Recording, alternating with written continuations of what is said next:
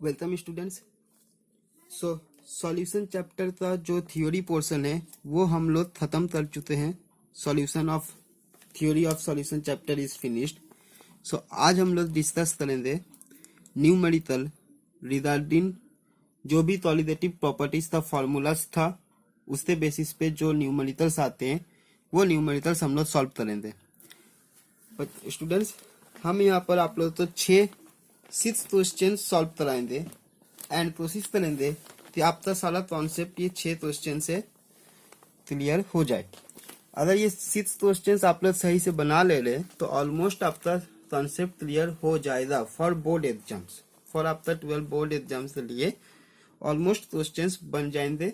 इसी टॉपिक पे इसी बेसिस पे आपके आते हैं क्वेश्चंस। तो विदाउट वेस्टिंग एनी टाइम्स आगे बढ़ते हैं और समझते हैं न्यूमेरिकल्स कैसे सॉल्व करना है। तो बच्चों वीडियो तो ध्यान से देखिएगा। ये 6 क्वेश्चंस एक ही वीडियो में शायद ना हो पाए लेकिन 2 क्लासेस में हो जाएंगे आपसे, ठीक है। तो देखो बच्चों यहाँ आपका फर्स्ट क्वेश्चन स्क्रीन पे आ रहा है। This is your first question. तो आप लोग पहले वीडियो तो पॉज करते क्वेश्चन तो नोट डाउन कर ले, उसके बाद सॉल्यूशन आप लोग देखना, ठीक है। तो पहले आप लोग वीडियो तो पॉज करते क्वेश्चन लिख ले होते। तो आई होप क्वेश्चंस लिख चुके होंगे। तो देखिए बच्चों क्वेश्चंस क्या बोल रहा है। तो बच्चों फर्स्ट हेनरीज लॉ के टाइम भी बताए थे कि न्यूमेरिकल्स करने का मतलब है कि आपका सही अप्रोच होना चाहिए कि कौन सा फॉर्मूला से मेरा न्यूमेरिकल बनेगा। तो देखो क्वेश्चन पढ़ते हमको ये आइडिया होना चाहिए रीड करने के बाद कि कौन सा फॉर्मूला अप्लाई करना है। तो चलो स्टार्ट करते हैं। तो क्वेश्चन में क्या बोल रखा है, a solution containing 30 gram of non-volatile solute exactly in 90 gram of water has a vapor pressure of 2.8 kilopascal at 298 Kelvin। तो बच्चों पहले इतना दूर पढ़ते हम तो क्या समझ में आया कि हम तो कौन सा फॉर्मूला लगेगा। देखो यहाँ पर क्या है, vapour pressure. That's mean this numerical is regarding about relative lowering of vapour pressure वाला, ठीक है। उसके बाद आगे बढ़ते हैं। Further 18 gram of water is then added to the solution and new vapour pressure becomes 2.9 kilo pascal at 298 kelvin. Calculate molar mass of the solute and second vapour pressure of water at 298 kelvin. तो देखो question से हम लोग first पता है कि vapour pressure वाला formula use करना है। तो चलो हम लोग वेपर प्रेशर वाला फॉर्मूला लिखते हैं, स्टार्ट करते हैं इसका सॉल्यूशन। फर्स्ट क्वेश्चन का सॉल्यूशन। तो वेपर प्रेशर का फॉर्मूला मिला क्या था, P naught minus P by P equals to W B by M B into M A by W A, ये था। तो बच्चों हम लोगों ने क्या बताए थे, 2 इक्वेशन हम लोगों के पास आया था, याद करो। नीचे एक बार था P और एक बार था P not. For very dilute solution it was P not. तो बच्चों जो भी फॉर्म यूज करो इधर दिस और P नॉट, आपका जो आंसर आने वाला है वो मोर और लेस सेम आएगा। स्लाइट डिफरेंस होता है वो भी आफ्टर डेसिमल पॉइंट्स, तो वो उतना हेरफेर नहीं होगा। जनरली अगर मैक्सिमम सॉल्यूशन डाइल्यूट सॉल्यूशन होते हैं, वेरी डाइल्यूट, इसलिए हम लोग इसको पी नॉट से एज्यूम कर लेते हैं। तो वही वेरी डाइल्यूट वाला फॉर्म हम तो यूज कर लेते हैं because at very dilute condition qualitative properties जो है वो शो करता है आइडियल सॉल्यूशन की तरह, बस इसीलिए हम लोग वेरी डाइल्यूट वाला फॉर्म लेते यूज करते। अब देखो बच्चों ये फॉर्म हम तो याद है, बोले थे याद रख लेना है न्यूमेरिकल करने के लिए। तो देखो अब इन फॉर्म में से कौन कौन सा वैल्यू दिया हुआ है। देखो बच्चों ये सारा चीज आपको तो पता होना चाहिए क्या है। एग्जाम सॉल्व में आपको यहाँ पर लिख के आना है, हम यहाँ नहीं लिखेंगे लेकिन आप तो लिख के आना है। हम सिर्फ ये बता दे रहे हैं यहाँ पर कि ए वाला जितना भी टर्म्स है दैट इज फॉर सॉल्वेंट है और बी वाला जितना भी टर्म्स है दैट इज फॉर सॉल्यूट है, ठीक है। तो देखो ये W B that's mean W मेरा क्या है, गिवन मास है, और एम मेरा क्या है, मोलर मास है। तो this is given mass of solute, this is molar mass of solute, this is molar mass of solvent, this is given mass of solvent, ठीक है, तो चलो देखते हैं क्वेश्चन में क्या क्या दिया हुआ है। तो देखो फर्स्ट लाइन में क्या था, solution containing 30 gram of non volatile solute. तो 30 gram of non volatile solute, this is given mass of solute. तो हम तो क्या मिला, डब्ल्यू बी का वैल्यू मिला कितना 30, डब्ल्यू बी आ गया 30। अब मोलर मास कुछ दिया हुआ है कि नहीं, चलो पता करते हैं। तो देखो पूरा क्वेश्चन हम लोग अगर रीड करें, non volatile solute exactly 90 gram of water, कहीं भी मोलर मास के बारे में नहीं बताए। दैट्स मीन ये एम बी ऐसे ही रह गया into this is molar mass of solvent. Solvent क्या है मेरा, वाटर।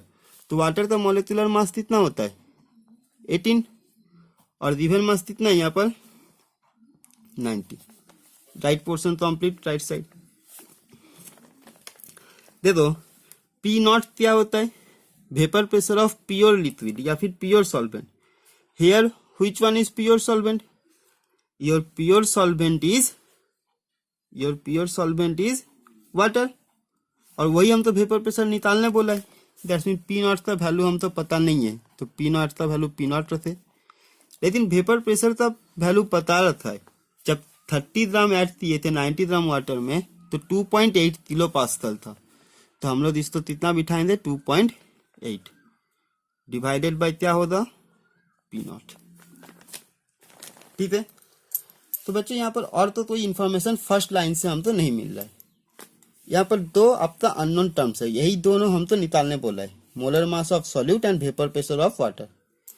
ठीक है, तो क्वेश्चन में आगे बढ़ते हैं। फिर बोल रहा था कि 18 ग्राम ऑफ वाटर आप तो ऐड कर रहे हैं उसी सॉल्यूशन में। तो 18 ग्राम ऑफ वाटर अगर ऐड करेंगे तो जो सॉल्वेंट है मेरा वाटर, उसका गिवन मास कितना हो जाएगा। फर्स्ट गिवन मास कितना था 90 ग्राम वाटर में ऐड किए थे। अभी सॉल्वेंट का मास बढ़ गया, कितना हो गया total given mass 90 plus 18 that is 108। ठीक है, तो देखो ये मेरा इक्वेशन नंबर 1, सपोज मान लेते हैं दिस इज इक्वेशन नंबर 1। तो बच्चों क्वेश्चन आप लोग आई होप लिख चुके हैं, तो थोड़ा हम क्वेश्चंस तो आगे बढ़ा लेते हैं क्योंकि यहाँ पर स्क्रीन में आप तो जगह नहीं हो पाएगा। ठीक है, तो क्वेश्चंस तो आगे बढ़ा लिए, अब आप लोग अपना क्वेश्चंस थोड़ा देख लीजिए। ठीक है, तो देखो ये था मेरा इक्वेशन 1। सो सेकेंड क्या होगा, सेकेंड इक्वेशन आएगा देखो अगेन पी नॉट माइनस जो 2.8 था। देखो यहाँ पर अच्छे से, जब हम लोग 18 ग्राम ऑफ वाटर ऐड किए तो जो न्यू वेपर प्रेशर बना वो कितना बना 2.9। तो जो 2.9 बना मतलब क्या होगा, ये पी नॉट माइनस 2.9 हो जाएगा डिवाइडेड बाय जो पी नॉट था पी नॉट रहेगा इक्वल्स टू, यहाँ कितना था आपका 30, तो वो तो 30 ही है। एम बी हम तो पता नहीं है, ये मॉलिक्यूलर मास है सॉल्वेंट का 18 ही रहेगा। जो गिवन मास है वो 90 है, और हम लोग कितना ऐड किए हैं देखो 18 ग्राम, तो इट्स बिकम 108। ठीक है, ये मेरा 2 इक्वेशन आया। ठीक, अब देखो बच्चों ये 2 इक्वेशन हम लोग सॉल्व करने से हम लोग तो पी नॉट का भी वैल्यू पता चल जाएगा और एम बी का भी वैल्यू पता चल जाएगा, that's mean molecular mass of solid. तो अभी हम लोग क्या करें थे, ये इक्वेशन तो आप सॉल्व भी कर सकते हैं, हम लोग एक बार में ही सॉल्व करेंगे डायरेक्ट। तो अभी हम तो क्या करना है, देखो बच्चों यहाँ पर पी नॉट है। ठीक है, तो अभी हम लोग क्या करना है कि जो फर्स्ट इक्वेशन है उसको अगर हम लोग सेकेंड इक्वेशन से सपोज डिवाइड कर दिए, तो सेकेंड इक्वेशन से डिवाइड करने पर मेरा इक्वेशन क्या हो रहा है, देखो P naught minus 2.8 by P naught minus 2.9। ये वाला पी नॉट और ये वाला पी नॉट कैंसिल आउट हो जाएगा। तो बच्चे इसीलिए बोले थे अगर ये पी नॉट के प्लेस में अगर पी भी रहता, सिर्फ पी वाला फॉर्मूला यूज करते, तो भी आपका आंसर में कोई ज्यादा प्रॉब्लम नहीं होता। ठीक है, लेकिन हालांकि हम तो निकालना है पी नॉट, इसलिए हम लोग पी नॉट वाला फॉर्म डायरेक्ट यूज कर लिए डाइल्यूट सॉल्यूशन के लिए। अब बच्चों ये वाला जो फॉर्म है फॉर सिंप्लिसिटी ये क्या हो जाएगा अगर हम लोग अच्छे से कैलकुलेट करें तो देखो ये हो जा रहा है आपका 18 इंटू 3 कितना हो गया 550 30 550 बाई 90 दैट्स मीन ये हो गया 6 बाई MB और ये हो जाएगा आपका 5 बाई MB। ठीक है, तो बच्चों 1/2 अगर हम लोग करेंगे तो MB भी कैंसिल आउट हो जाएगा। तो ये जो इक्वेशन रहेगा ये आपका क्या होगा 6/MB बाई 5/MB। तो ये आपका हो गया 6/5। ठीक है, यहां तक समझ में आया। बस बच्चों अब ये इक्वेशन तो हम लोग क्रॉस मल्टीप्लाई कर लेंगे। तो ये इक्वेशन तो क्रॉस मल्टीप्लाई करते हुए जो सॉल्यूशन आ रहा है तो हम लोग अभी देखते हैं। तो ये क्या हो जाएगा देखो 5P0 minus 5 into 2.8 equals to 6P0 minus 6 into 2.9। तो बच्चों ये पूरा कैलकुलेट आपको कर लेना है। हम डायरेक्ट कैलकुलेट करते आपको आंसर बता रहे। ठीक है, डायरेक्ट कैलकुलेट करते आंसर जो आ रहा है P0 इक्वल्स टू आपका वैल्यू जो आ रहा है दैट इज 3.5। बच्चों हम यह कैलकुलेटर पे कैलकुलेशन किए, आप लोग बाय ओरली इसको सॉल्व करना है क्योंकि आप लोग तो स्कूल एग्जाम्स में शायद कैलकुलेटर अलाउ नहीं करेगा। ठीक है, तो ये P0 का वैल्यू आया आपका 3.4। बताओ बच्चों यूनिट क्या होगा, हम लोग P0 का वैल्यू का यूनिट क्या होगा, क्या लिए थे यहाँ पर किलो पास्कल। हम लोग इसको पास्कल में चेंज नहीं किए हैं। तो जो आंसर आएगा P0 वो भी क्या होगा 3.4 किलो पास्कल ही होगा।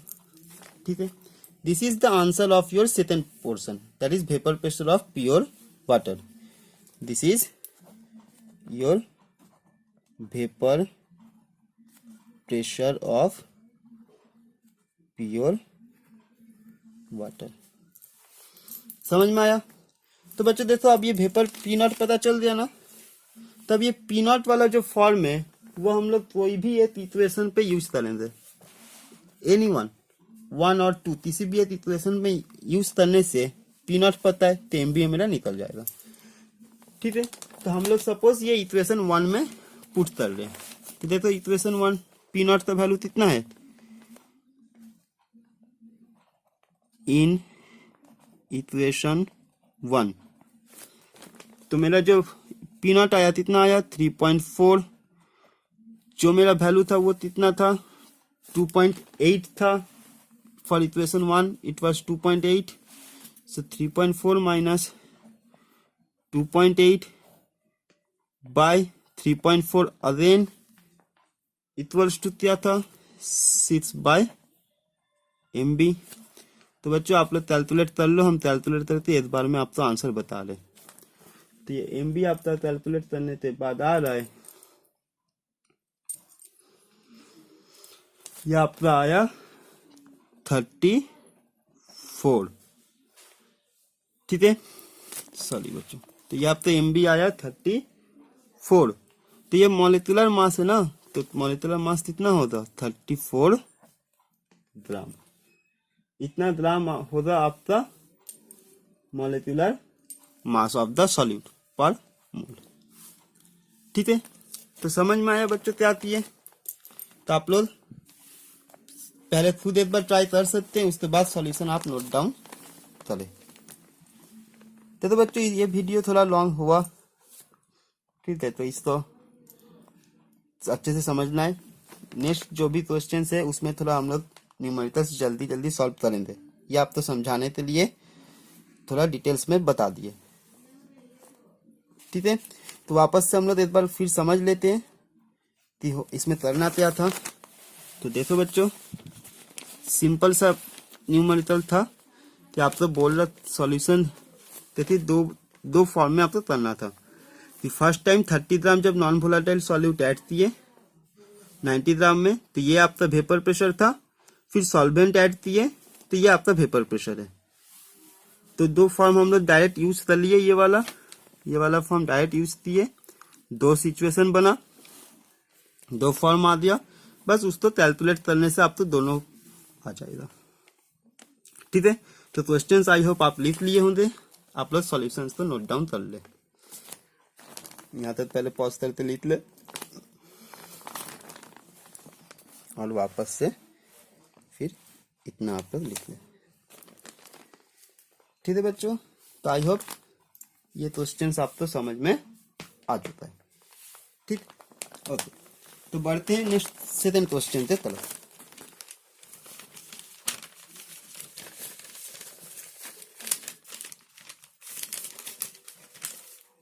तो बच्चों सेकंड क्वेश्चन ये रहा, आप लोग इसको भी अच्छे से पहले नोट डाउन कर ले। ये आपका सेकंड क्वेश्चन है, पहले आप लोग इसको नोट डाउन कर ले, फिर हम लोग आगे बढ़ते हैं।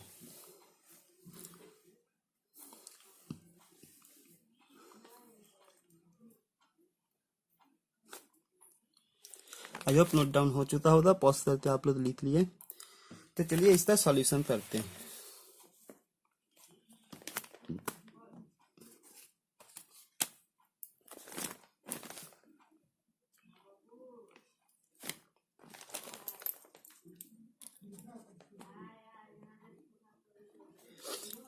देखो बच्चों, तो क्वेश्चन में क्या बोला है कि 5% सॉल्यूशन बाय मास। देखो बच्चों, जब हम लोग ये बार कराए थे कॉन्सेंट्रेशन में, बाय मास मतलब मास बाय मास वाला पोर्शन। ठीक है, दोनों मास है, सॉल्यूट भी और सॉल्वेंट भी। ये थोड़ा बच्चों हम लोग जल्दी करेंगे, क्वेश्चन आराम से बन जाना चाहिए। तो 5% सॉल्यूशन है 10 शुगर का in water has freezing point of 271 kelvin. मतलब जब 5% शुगर सॉल्यूशन डाल रहे तो उसका फ्रीजिंग पॉइंट हो रहा है 271, और निकालने क्या बोला है, calculate the freezing point of 5% glucose solution. ये 10 शुगर का है और इसमें हम तो निकालने बोला है ग्लूकोज का। ठीक, और दिया क्या हुआ है कि प्योर वाटर का जो फ्रीजिंग पॉइंट है वो आपको दे रखा है 273.15 केल्विन, जो कि हमको पता है। तो बच्चों कराए थे कि depression in freezing point is solidity property, और डिप्रेशन इन फ्रीजिंग पॉइंट मतलब फ्रीजिंग पॉइंट घटता है जब भी नॉन वोलेटाइल सॉल्यूट ऐड करते हैं। तो देखो प्योर वाटर का था 273.15, जब वो 10 शुगर का सॉल्यूशन था उसका फ्रीजिंग पॉइंट था 271, लेकिन हम तो निकालना है ग्लूकोज का। तो कोई बात नहीं, चलो पहले हम लोग फॉर्मूला लिख लेते हैं। तो फ्रीजिंग पॉइंट वाला जो फॉर्मूला था वो क्या था, delta T F equals to K F into delta T F equals to K F into W B into 1000 by M B into W A था। के एफ इंटू एम था ना, M मतलब molality था, बस molality तो हम लोग कर दिए कि moles by mass of solvent in KG, और मोल्स तो given mass by molar mass. तो बच्चों देखो यहाँ पर हम तो क्या क्या पता हुआ है, यहाँ पर बोला है फ्रीजिंग पॉइंट ऑफ 271 केल्विन। तो देखो डेल्टा टी एफ तो हम लोग कैसे लिखते थे, T F zero minus T F लिखते थे ना, T F zero for pure solvent and T F for solution. तो इसको हम लोग स्प्लिट कर लिए। ठीक है, तो टी एफ जीरो मेरा कितना है, प्योर सॉल्वेंट का 273.15 है, और सॉल्यूशन का कितना है 271 इक्वल्स टू। देखो बच्चों केएफ का वैल्यू कहीं पर दिया हुआ नहीं है, एक्चुअली क्वेश्चन उसी लिए है, आपको फर्स्ट कंडीशन तो अप्लाई करते हुए केएफ का वैल्यू निकालना है, और वो केएफ तो आपको यूज करना है in the second situation. In the second situation you have to use this KF value. So हम तो यहाँ पर ये पता चला केएफ हम तो पता नहीं है, केएफ तो रहने दिए, this is KF, this is given mass of solute कितना 5%, that's mean 5 gram. So 5 into 1000, ठीक है, this is molecular mass of solute. तो molecular mass of solute 10 sugar का मॉलिक्यूलर मास कितना होता है, 10 शुगर का मॉलिक्यूलर मास होता है बच्चों 342 ग्राम होता है। ठीक है, यहाँ पर दिया हुआ नहीं है, क्वेश्चन में मिसिंग है, तो आप लोग यहाँ पर लिख लेना, यहाँ पर लिख दिए, ये आप तो दिया हुआ रहेगा molecular weight of sugar equals to 342 gram. जो 10 शुगर है उसका 342 ग्राम होता है। तो हम लोग यहाँ पर यूज करेंगे मॉलिक्यूलर मास कितना 342। और ये क्या है गिवन मास ऑफ सॉल्वेंट। तो देखो 5% सॉल्यूशन, तो अगर 5 मेरा चला दिया सॉल्यूट तो सॉल्वेंट कितना बचा 100 - 5 कितना होता है 95। ठीक है। तो बच्चों ये पूरा फॉर्म आपको कैलकुलेट करना है। तो यहाँ से हम तो पीएफ का वैल्यू जो आएगा वो कितना आएगा, ये माइनस करते जो आएगा that multiplied with this two term, ये इधर जाएगा डिवाइडेड बाय दिस टर्म। तो ये आप तो कैलकुलेट कर लेना, हम कैलकुलेट करते बता दे रहे आपको कि कितना हो रहा है।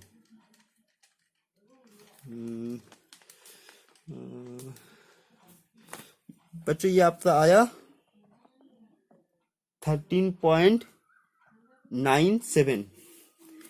अब देखो तेफ का यूनिट क्या था बच्चों, आप लोग तो बोले थे कमेंट करने के लिए इसका यूनिट क्या होगा। ठीक है, नहीं किए थे कोई बात नहीं, अभी देख लेना है। तेफ या तेबी का जो यूनिट है that is kelvin into kg per mole, that is mole inverse. Kelvin kg mole inverse, sorry kelvin kg mole inverse. तो अब तक तेफ का वैल्यू पता चल गया बस। अब बच्चों इसी तेफ को यूज करते हुए हम लोग सेकेंड बार निकालेंगे। तो फिर से हम लोग वही पुट दिए delta T F 0 minus del T F, ये डेल्टा टी एफ था ना, इक्वल्स टू तेफ का जो वैल्यू है, तेफ का वैल्यू कितना आया 13.97।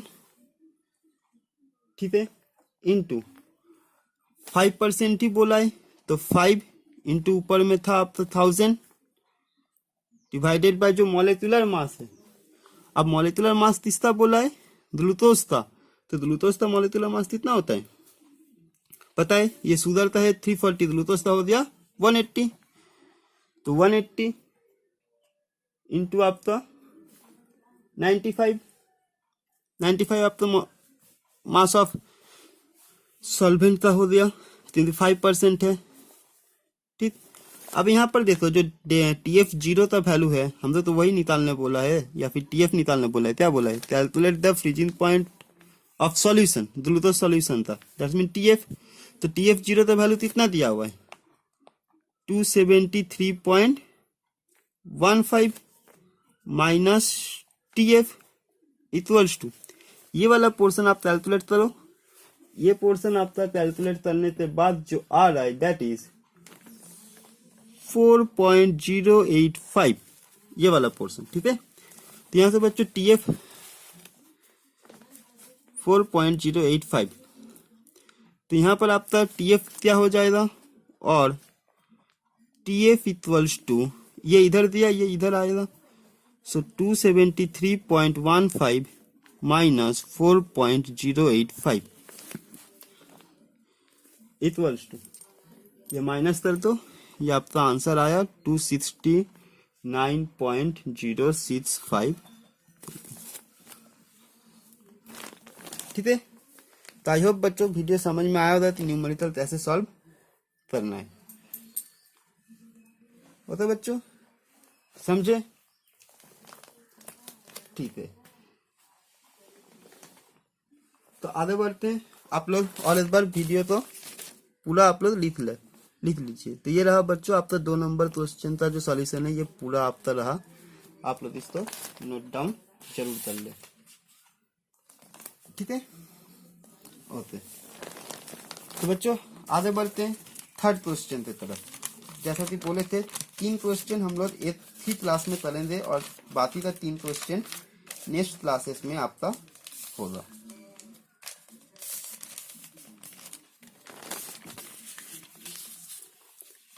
तो स्टूडेंट्स ये आपका थर्ड क्वेश्चन है। ठीक है, तो आप लोग थर्ड क्वेश्चन तो इसको पॉज करते पहले नोट डाउन कर ले।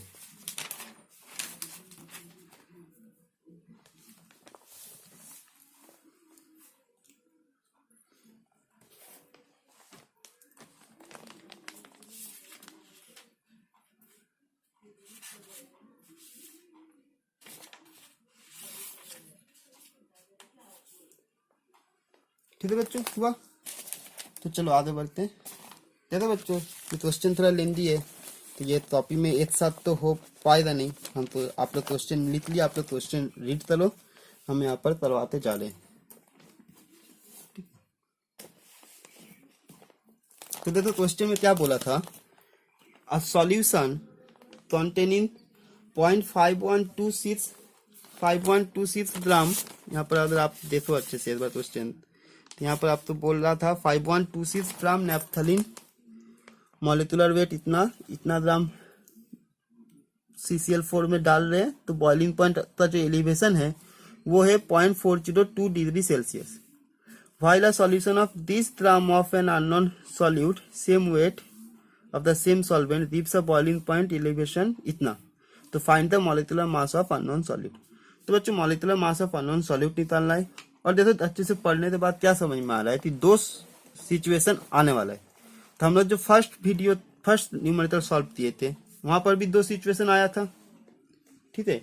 और जो अभी सेकंड वाला किए, एफ का वैल्यू निकाले, फिर उसको पुट दिए, तब जाते फॉर्म दिए तो निकला था। यहाँ पर भी आपका सेम है। तो फर्स्ट सिचुएशन आपको जो है उसको यूज करते हुए तेबी का फॉर्मूला निकालना है। तेबी का जो फॉर्म है, वैल्यू है, उसको निकालना है, because this is boiling point of elevation. तो फर्स्ट सिचुएशन यूज करते हुए तेबी निकालेंगे, जो एबिलियोस्कोपिक कांस्टेंट था उसको निकालना है, और उसी को यूज करते हुए सेकंड फॉर्म में फिर जाना है। तो चलो बच्चों देखते हैं। तो देखो तेबी वाला जो फॉर्म था, तो हम लोग अगर उसका डायरेक्ट फॉर्मूला देते, तो मेरा क्या था फॉर्मूला, डेल्टा टीबी। देखो बच्चों जो फॉर्म था that is delta TB equals to TB into WB into 1000 by MB into WA। पूरा का पूरा सेम है ना फ्रीजिंग पॉइंट वाला, बस सिर्फ TF का जगह में तेबी आया और डेल्टा TF का जगह में डेल्टा TB आया। देखो बच्चों सारा तो क्वेश्चन में दिया हुआ है, तेबी हम तो निकालना है यहाँ से, ठीक है। गिवन मास ऑफ सॉल्यूट कितना था, देखो 0.516 होना चाहिए, ठीक है। तो दैट इज 0.5126 ये गिवन मास ऑफ सॉल्यूट था, इतना डिसॉल्व था। मॉलिक्यूलर वेट ऑफ सॉल्यूट मिला, कितना होगा, जो मॉलिक्यूलर वेट ऑफ सॉल्यूट है दैट इज दिया हुआ है क्वेश्चन में, देखना अच्छे से, दैट इज 128। और जो गिवन मास है, जो थी आपका गिवन मास है दैट इज 50 ग्राम में आपका डिसॉल्व है 50। अब देखो आपका जो अच्छे से क्वेश्चन है, देखो यहाँ पर लगा दे, बॉइलिंग पॉइंट एलिवेशन आपका कितना है 0.402 degree Celsius. Boiling point elevation का मतलब क्या हुआ, ये टेम्परेचर में बॉयल कर रहा है या इतना टेम्परेचर इंक्रीज हुआ, कौन सा बच्चों, यहाँ पर बहुत बार कंफ्यूज होते हैं। बॉइलिंग पॉइंट एलिवेशन का मतलब ये टेम्परेचर इंक्रीज हुआ है, तो याद करो, मतलब पहले अगर 4 डिग्री सेल्सियस में 4 डिग्री सेल्सियस में बॉयल हो रहा था, तो अभी वो बॉयल होगा 4.402 डिग्री सेल्सियस में, ये उसका इंक्रीज हुआ है। तो देखो बच्चों हम लोग हमेशा जो सेल्सियस वाला टेम्परेचर है उसको केल्विन में कन्वर्ट करते हैं, बट यहाँ हम लोग केल्विन में कन्वर्ट करने के लिए 273 से ऐड नहीं करेंगे, क्योंकि ये तो चेंज है ना। अब चेंज जो है सेल्सियस में जितना होगा आपका केल्विन में भी उतना ही होगा, आप चाहे तो ऐड करके देख सकते हैं। दैट मीन यहाँ पर हम लिख रहे हैं कि जो मेरा डेल्टा टीबी है, जो आपका डेल्टा टीबी है मतलब एलिवेशन है ना, ये आपका था 0.402 degree Celsius equals to 0.402 kelvin ही होगा आपका, क्योंकि ये एलिवेशन है, तो जो चेंज होता है सेल्सियस में उतना ही आपका केल्विन में भी होगा जो चेंज है, ठीक है। तो बस ये 0.402 यहाँ बिठा दो और ये पूरा फॉर्म तो कैलकुलेट आप कर लो, तो आपका तेबी आ जाएगा। तो बच्चों हम कैलकुलेट कर लिए, तो जो तेबी का फॉर्म आया दैट इज 5.02, यूनिट आपका सेम है, केल्विन तेजी मोल इनवर्स। अब इसी तेबी तो यूज करते हम लोग, this TB will be used for the next form, next part. So हम तो निकालने क्या बोला था, जैसे find the molecular mass of the unknown solute, तो मॉलिक्यूलर मास निकालने बोला था। तो देखो हम लोग मॉलिक्यूलर मास के हिसाब से ही फॉर्म लिखा दिए थे। क्या था वो फॉर्म, Mb इक्वल्स टू आपका जो था that is 1000 into Kb into WB by delta TB into WA। तो बस बच्चों यहाँ पर सिर्फ वैल्यू तो पुट कर दो, यहाँ पर वैल्यू तो पुट कर दिए। 1000 Kb का वैल्यू कितना आया 5.02, 1000 into 5.02 into WB that's mean given mass of solute. तो बाद में कितना सॉल्यूट ऐड किए थे 0.6216, देखो क्वेश्चन में बाद में जो हम लोग ऐड किए थे that is 0.6216 gram of unknown solute. तो ये आपका कितना हो गया 0.6216 डिवाइडेड बाय आपका एलिवेशन इन बॉइलिंग पॉइंट कितना हुआ 0.646 degree Celsius, that's mean 647 kelvin ही रहेगा into this is the given mass of solvent. तो सेम मास सेम सॉल्वेंट बोला था ना, same weight of the same solvent, that's mean it remains 50। ठीक है, तो यहाँ पर आपका मॉलिक्यूलर मास कितना आएगा, आपका जो मॉलिक्यूलर मास आएगा ये वाला पूरा कैलकुलेट करने के बाद, कैलकुलेट करो, कैलकुलेट कर चुके हैं।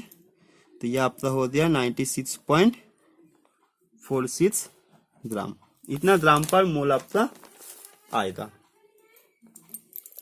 ठीक है बच्चों, ये आपका था क्वेश्चन नंबर 3।